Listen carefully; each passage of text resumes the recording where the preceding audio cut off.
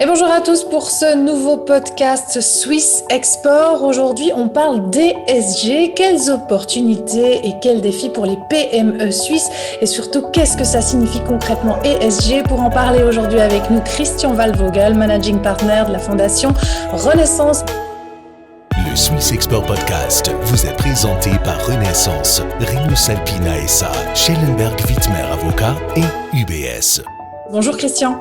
Bonjour.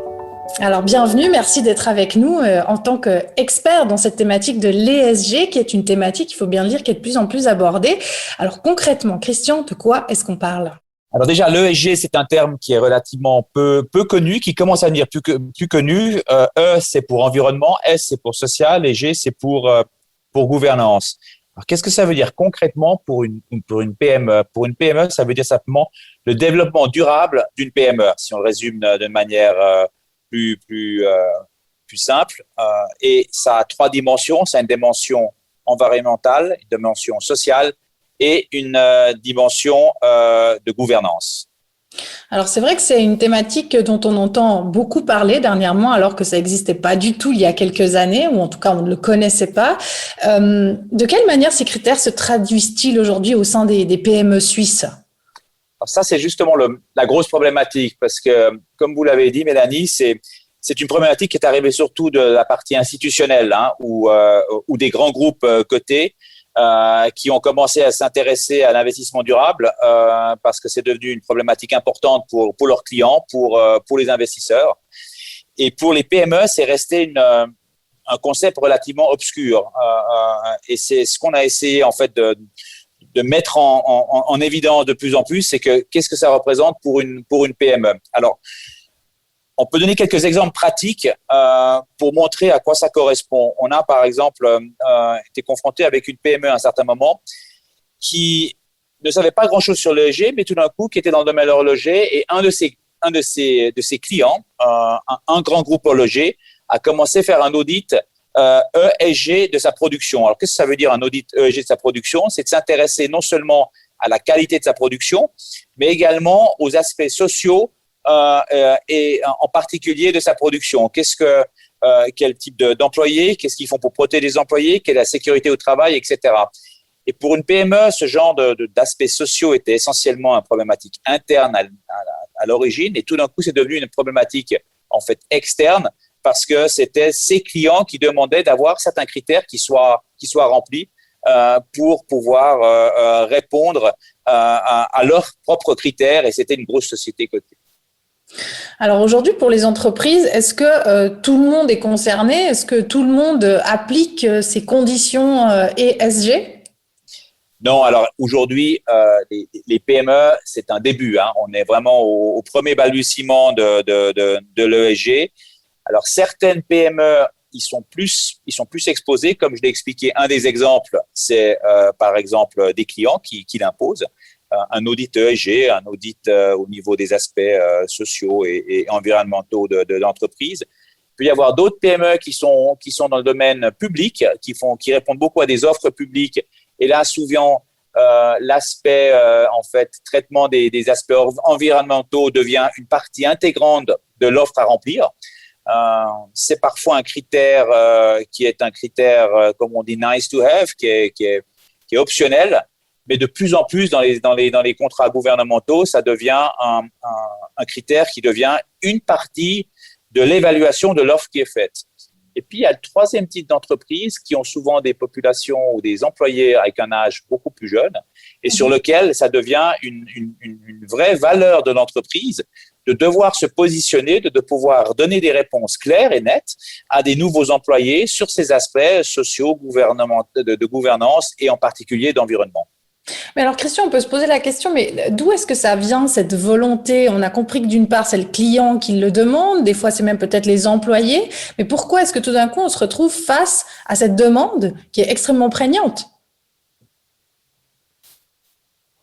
Alors en fait, un cas typique, vous avez un nouvel employé qui regarde et qui a une offre de l'entreprise, et de plus en plus, on voit des employés qui vont dire qu'est-ce que vous faites en termes d'environnement, d'aspects environnementaux? Ça peut être par exemple une questions sur qu'est-ce que vous faites au niveau du carpooling, qu'est-ce que vous faites au niveau des choses très pragmatiques, de l'abonnement général.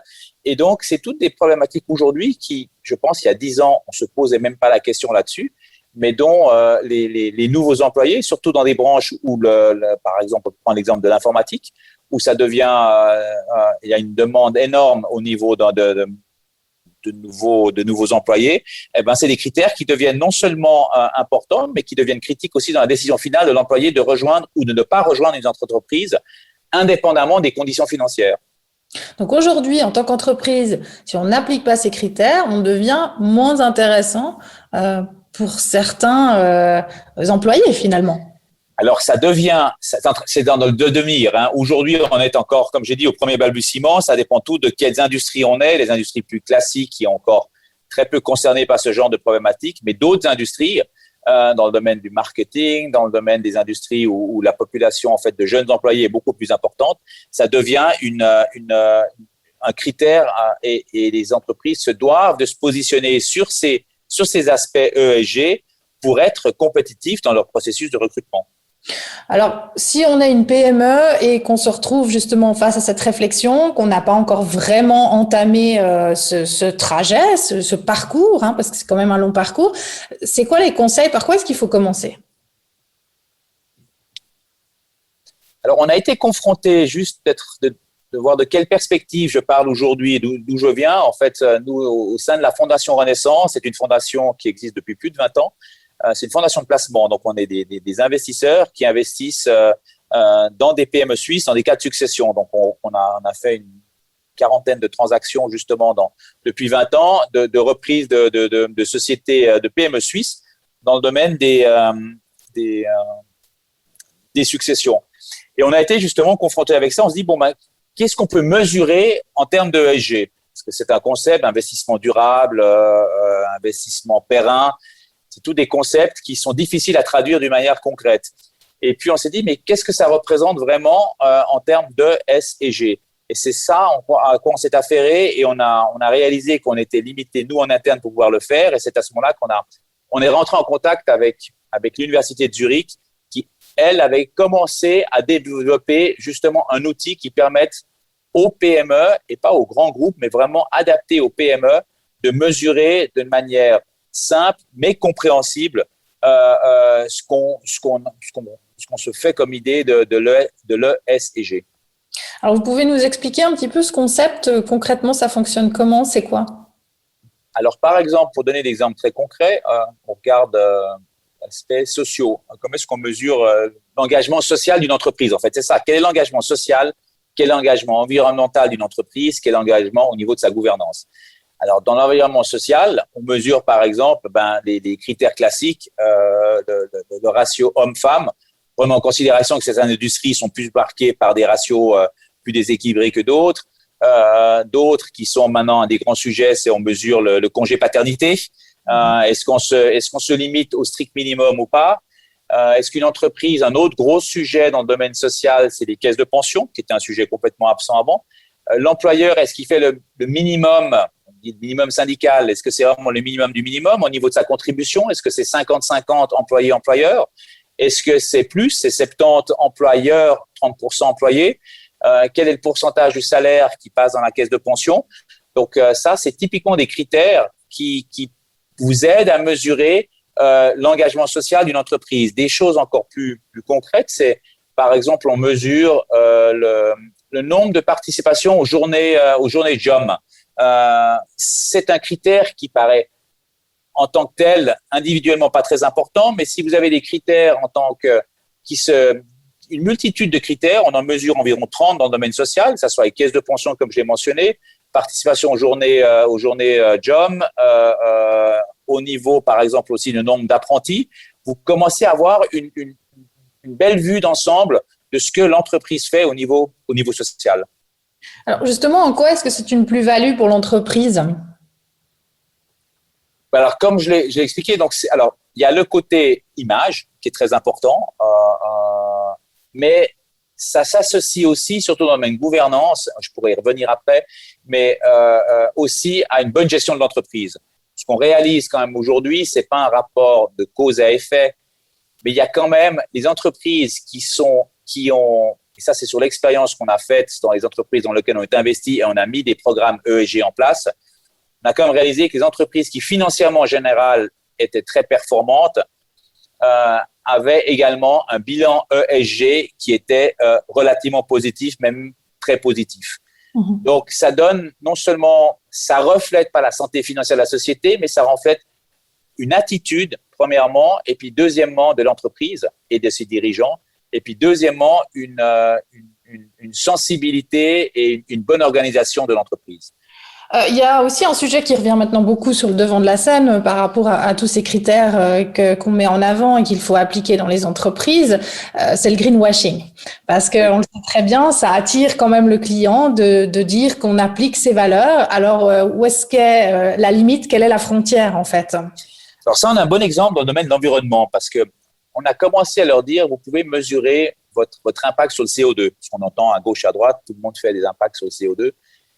Et puis, on a réalisé que les PME, en fait, c'est très difficile pour eux de répondre à cette question. Autant dans les domaines sociaux, par exemple, le nombre de gens qui reviennent des congés paternité, maternité ou ce genre de choses, ils les ont parce qu'un directeur financier d'une société bien menée, toutes ces données, ils les ont. Ce qui est beaucoup plus dur, c'est par exemple de mesurer l'émission de CO2. Alors, ce qu'ils ont en général, et c'est là qu'il y a beaucoup de greenwashing, c'est que les gens disent, bon, ben oui, on fait quelque chose pour l'environnement, alors on fait du carpooling, voilà, ça, carpooling. Et puis, voilà, on s'est engagé ou on a mis des panneaux solaires, ça c'est la réponse classique. Mais souvent, on a réalisé que en mesurant vraiment le taux d'émission de CO2 d'une entreprise, qui fasse du carpooling ou qui fasse des panneaux solaires, ça n'avait un impact que très minime sur l'empreinte globale de CO2 qu'ils avaient. Je vous donne un exemple. On avait une entreprise qui avait un impact CO2 qui était à 70% impacté par une matière qu'ils utilisaient dans la production de leurs produits. Et en fait, ça ne servait pas à grand-chose de mettre des panneaux solaires ou de faire du carpooling parce que ça représentait peut-être la consommation d'électricité 10 ou 15% de l'empreinte CO2. Par contre, si vous arriviez à avoir un impact sur ce produit qui est utilisé, qui correspondait à 70% de l'empreinte CO2, vous aviez un effet de levier énorme. Et là, ce qui s'est passé, c'est que l'entreprise s'est mise en collaboration avec ses concurrents et ils se sont dit, on a tous à y gagner parce qu'on va être tous sinon pénalisés par ça et que trouver comme moyen dans du développement, mais de relativement fondamentaux, de substances différentes pour produire les mêmes choses, mais de manière écologiquement plus importante. Donc, ce que je ne vais pas dire, là, c'était plus du greenwashing parce que vous savez où ça faisait mal, c'était ces 70%. Donc, on se focalisait vraiment en disant, là, ça fait mal. C'est pas au niveau des panneaux solaires que ça fait mal. Et focalisons-nous vraiment sur les parties où on peut avoir un effet de levier. Et si on change là, on a un changement de paradigme. Et finalement, l'analyse de ces critères ESG, grâce à cet outil que vous avez mis en place notamment avec l'Université de Zurich, ça permet d'avoir une meilleure vision de là où on doit s'améliorer et de comment on doit s'améliorer. Alors, est-ce que aujourd'hui, vous avez un bilan sur certaines entreprises qui ont travaillé avec cet outil et qui vous ont donné des retours? Oui, alors ce qui est étonnant, c'est que la première année, c'était relativement difficile. Pour rien vous cacher, vous envoyez ça. Comme on est actionnaire de ces sociétés majoritaires, donc on est aussi représenté au conseil, on doit pousser un petit peu pour que ça se fasse. Donc la première année, ça se fait avec certaines réticences. La deuxième année, ça se fait parce que ça a déjà été répondu une fois, donc c'est plus facile à compléter un questionnaire. Donc ça se fait avec bonne volonté. Et puis la troisième année, on voit que de plus en plus d'entreprises en fait deviennent elles-mêmes proactives en proposant certaines mesures d'amélioration. Alors, parce qu'elles y voient les avantages, on imagine. Elles commencent à y voir et puis ça devient... Vous voyez, vous avez un rating qui sort chaque année en E, S et G. On dit les points où ils ont des points négatifs. Ils voient des points... Et donc, on n'est pas dans une logique, nous, de faire du best of. Ça veut dire qu'on choisit que des entreprises qui sont les meilleures. Au contraire, l'idée, c'est d'améliorer. C'est de dire, voilà, on prend une entreprise, on fait son bilan une année, juste individuellement, on la benchmark pas, mais chaque année, on essaie de l'améliorer un tout petit peu. Donc, sur les années, vous changez pas le monde en une année, mais chaque année, vous dites, tiens, je vais améliorer certains points qu'on peut améliorer et sur lesquels on peut avoir un effet de levier. Alors, je vous explique par exemple un exemple très concret. On a vu dans certaines des entreprises dans lesquelles on était investi que certaines n'avaient pas de code de conduite envers leurs employés et envers leurs employés, leurs clients et leurs fournisseurs. Pas parce qu'ils avaient une négligence par rapport à ça, mais c'était des petites entreprises d'origine familiale sur lesquelles ça n'a pas été le gros souci. Et ben, simplement là, on a travaillé avec eux pour leur dire, écoutez, ça, c'est 2-3 points sur lesquels vous n'avez pas eu les meilleures notes. On vous propose un modèle que vous pouvez adapter à votre entreprise, à votre industrie. Puis comme ça, l'année d'après, ben, vous aurez des bonnes notes par rapport à ça. Et puis, elles se prêtent à ce jeu finalement. On voit à l'intérieur de l'entreprise, au départ, ça leur paraît très abstrait. Puis au fur et à mesure des années, on voit qu'elles se prêtent à ce jeu parce que finalement, elles se disent, bah, tiens, c'est vrai qu'on a un code sur les employés, et puis ça commence à donner une autre image de l'entreprise. Alors, si maintenant on regarde de manière générale en Suisse l'attitude des PME par rapport à l'ESG, est-ce qu'on a plutôt des bons élèves, des mauvais élèves? Qu'est-ce qu'il faut dire? Alors, sur le domaine social en général, par rapport, je pense, au reste, on reste quand même en Suisse de manière plutôt très positive. Les conditions sociales, voilà, on peut toujours les améliorer, mais ça reste un côté très, très positif. Au niveau gouvernance, ça va dépendre beaucoup des entreprises. Les entreprises en général qui sortent d'un cocon familial, vous avez certaines règles de gouvernance qui ne sont pas toujours respectées, des choses comme par exemple, vous avez une concentration beaucoup de gouvernance qui ne se fait pas dans le standard des entreprises un peu plus grandes. Je vous donne un exemple, par exemple, dans les entreprises familiales, très souvent, le propriétaire et le directeur général, ce qui est normal, mais également est également président de la société. Un autre exemple, ce qu'on voit aussi dans les petites PME, c'est que l'auditeur, il a une certaine indépendance, mais il fait également beaucoup de consulting pour l'entreprise. Donc, inévitablement, il se retrouve dans un certain conflit d'intérêts. Donc ça, ces genres de choses, ça dépend un petit peu de l'origine de l'entreprise, mais c'est des choses qu'on corrige relativement facilement.